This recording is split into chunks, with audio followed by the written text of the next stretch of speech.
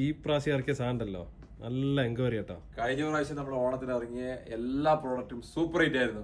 പലപ്പോഴും പല കമ്പനിയുടെ അവരുടെ ഗ്രൂപ്പായിട്ട് അവർക്ക് വേണ്ട ഡ്രസ്സുകൾ വൈറ്റ് ലൈൻ ആയിരുന്നു അവർ ചൂസ് ചെയ്ത ഡ്രസ്സൊക്കെ അടിപൊളിയായിരുന്നു.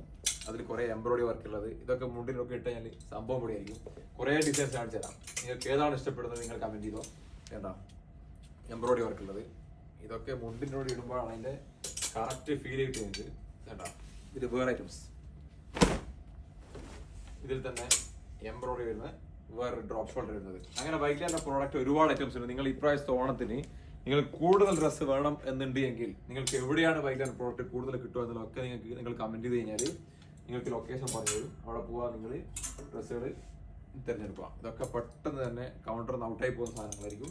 അതുകൊണ്ട് നിങ്ങൾ എത്രയും പെട്ടെന്ന് തന്നെ സെലക്ട് ചെയ്യാൻ വേണ്ടിയിട്ട് ശ്രമിക്കുക. ഒരുപാട് ഐറ്റംസ് ഉണ്ട്.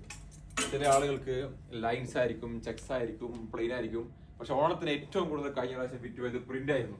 ഇപ്രാവശ്യം അതുപോലെ തന്നെ പ്രിന്റ് വന്നിട്ടുണ്ട്. Different types of print. ഇത് കോട്ടൺ ആണിത്, നോർമൽ ഷോർട്ടിൽ വരുന്നതാണിത്. ഇതെന്താ ഇതൊക്കെ വൈറ്റ് ലൈൻ്റെ ഡിഫറെന്റ് ടൈപ്സ് ഓഫ് ഓണത്തിന് വരുന്ന കളേഴ്സും പ്രിന്റുകളാണ്. അപ്പോൾ നിങ്ങൾ ഇപ്രാവശ്യം വൈറ്റ് ലൈൻ്റെ പ്രോഡക്റ്റ് തന്നെ ചൂസ് ചെയ്യുക. ഒട്ടുമിക്ക നിങ്ങൾക്ക് ഏറ്റവും നല്ല ട്രെൻഡി ഫാഷൻ ഡിസൈൻസ് ഒക്കെ കിട്ടുന്ന ഹൈപ്പർ മാർക്കറ്റിലൊക്കെ എവിടെയാണോ നല്ല പ്രോഡക്റ്റ് കിട്ടുന്നത്, ഏറ്റവും നല്ല ട്രെൻഡി ഐറ്റംസ് വിൽക്കുന്ന സ്റ്റോറിലൊക്കെ വൈറ്റ് ലൈൻ്റെ പ്രോഡക്റ്റ് നിങ്ങൾക്ക് അവൈലബിൾ ആയിരിക്കും. Thank you.